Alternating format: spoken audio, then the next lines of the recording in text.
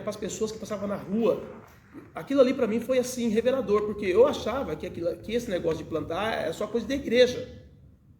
Mas as pessoas que trabalham com o dinheiro têm essa visão. É por isso que eles abrem fundações, entendeu? Eles doam parte do dinheiro deles para entidades, para ONGs, porque eles têm essa visão.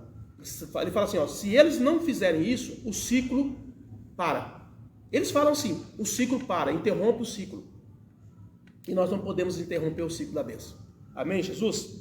Então, qual deve ser a atitude daquele que deseja semear nesse tempo? Lança o pão, lança a semente, lança. E eu estou falando aqui, pessoal, porque eu sou pastor, às vezes a pessoa pensa assim, ele está falando isso porque ele requer o dízimo, ele vai receber o dízimo, vai receber a primícia. Sim, a gente tem que ensinar a palavra de Deus, mas isso tem que ser feito com todo mundo, não é só dentro da igreja. Entendeu? Você tem que ajudar aquela pessoa que está lá do seu lado, lá, precisando de uma cesta básica, de um arroz, de um feijão. Ela não vai fazer isso com pessoas que usam droga, né? Porque senão vai virar um poço sem fundo. Mas pessoas de fato que estão precisando mesmo, que a gente sabe que tem pessoas que estão trabalhando aí, tem um aluguel para pagar, tem água e luz, as coisas subiram muito, o salário dela não acompanhou e ela está passando por crise, está passando por dificuldade. Então essas pessoas precisam de ajuda sim. Amém? E nós temos que semear nessas pessoas também. Ok? Então, repartir o recurso da nossa própria subsistência. E esse recurso, ele pode ser tanto espirituais, né? Que é uma palavra, uma oração, uma intercessão, o que nós fazemos aqui na quarta e na sexta-feira. Quando eu abri aqui a oração no TikTok, aqui na Facebook, algumas pessoas chegaram e disseram assim, mas eu não quero orar na câmera assim, para o mundo todo, eu tenho vergonha, eu falei, vamos olhar a visão que Deus está dando, nós vamos orar por pessoas que estão do outro lado, que estão precisando de oração. E hoje nós estamos vendo isso aqui direto, né? Aqui no TikTok, as pessoas vêm e elas dizem, pastor, ora pelo meu filho, ora pela minha esposa, ora, o meu esposo foi embora, ora. Então nós precisamos entender que precisamos fazer isso.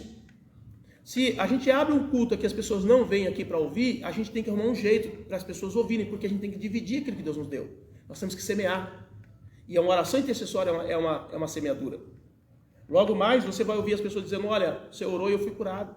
Você orou e Deus abriu a porta de emprego. Você orou e Deus fez isso. Então, nós não podemos reter isso. A igreja tem que orar. Mas é para se aparecer? Não tem problema. A Bíblia diz assim que um faz a obra de Deus para a glória do Senhor, outro faz para a glória própria. Aí Paulo fala, importante que todos façam. Eu não posso jamais medir se um está fazendo para Deus ou não. Eu não posso medir isso. Quem pode medir isso é Deus. Nós temos que fazer. Amém, Jesus? Quem vai julgar se está fazendo para o homem ou para si mesmo é Deus que vai julgar, não sou eu que vou julgar isso daí. Amém? Então nós temos que ter essa consciência. Isso é maturidade. É chegar diante de Deus e dizer, pai, eu preciso realmente orar aqui na live, porque eu preciso orar para aquela pessoa que está com problema.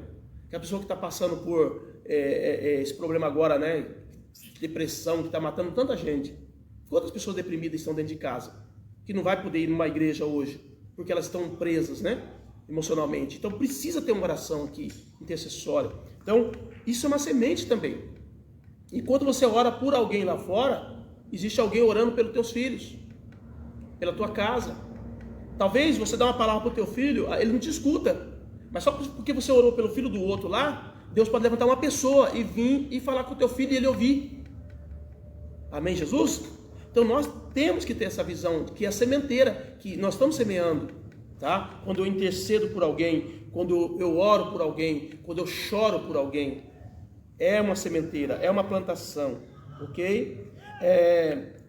Também existe semeadura de semear recursos emocionais. Por exemplo, dar um apoio moral, dar um apoio emocional para alguém que está precisando, pessoa que está para baixo, que está deprimida, angustiada.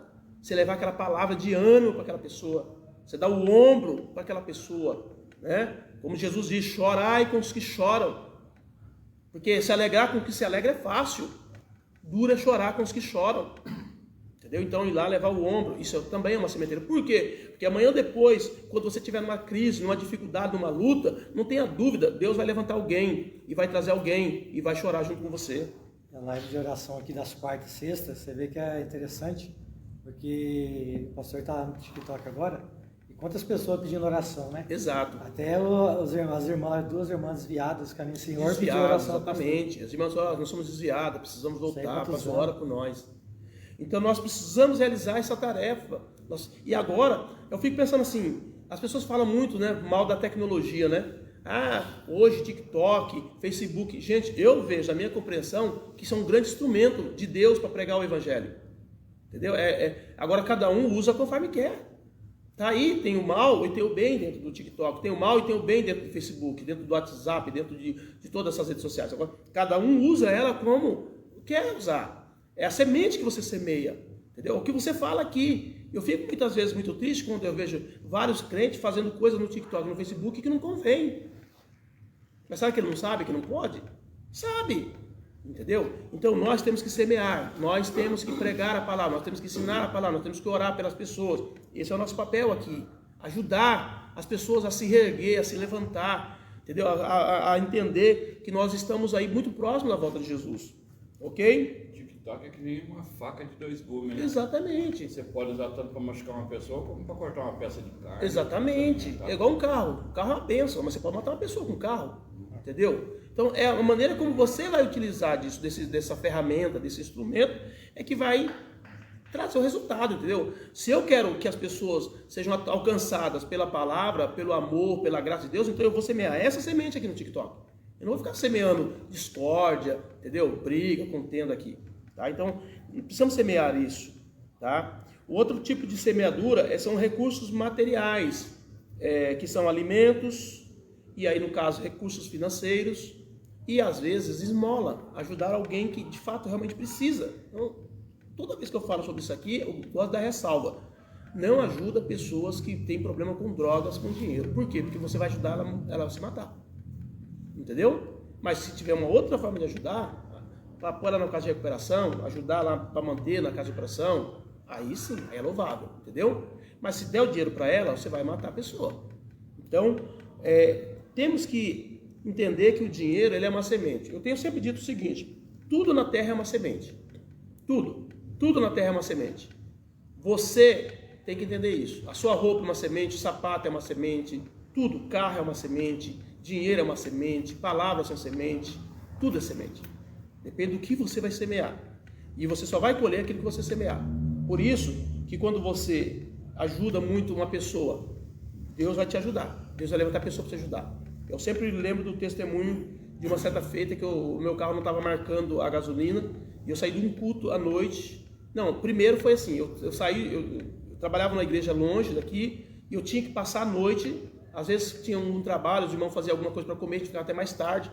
E quando a gente chegava, né, chegava umas 11 horas, meia-noite em casa e tal, por causa de algumas festas que os irmãos faziam, a gente acabava ficando lá, na igreja, na casa dos irmãos, que a gente acabava o culto, ia para casa dos irmãos almoçar, jantar, e era assim.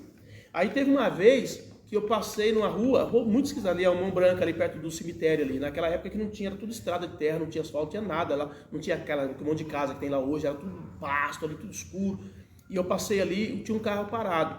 Aí na hora que o carro parou, eu fui lá e parei meu carro. Perguntei pro cara assim, o que aconteceu? A Sandra falou, você é doido? Porque é perigosíssimo ali naquela época, né? Aí ela, eu falei, calma, fica em paz aí. Eu sei que eu fiz uma loucura, mas foi uma loucura santa. Falei, o que tá acontecendo, querido? Ele falou assim, meu carro acabou a gasolina. Aí eu fui, peguei o cara, falei, vamos lá então. Peguei o cara, coloquei no carro, fomos lá no posto do ônibus, comprou uma gasolina e voltamos. Encheu o carro dele, beleza. Esperei ele dar partida do carro, o carro pegou, tal, e foi embora. Aí eu fui embora, tal. Aí quando foi um tempo, nesse mesmo trabalho lá, onde eu estava lá, tipo 3, 4 meses depois, 5 meses depois, não sei, não lembro a data exata.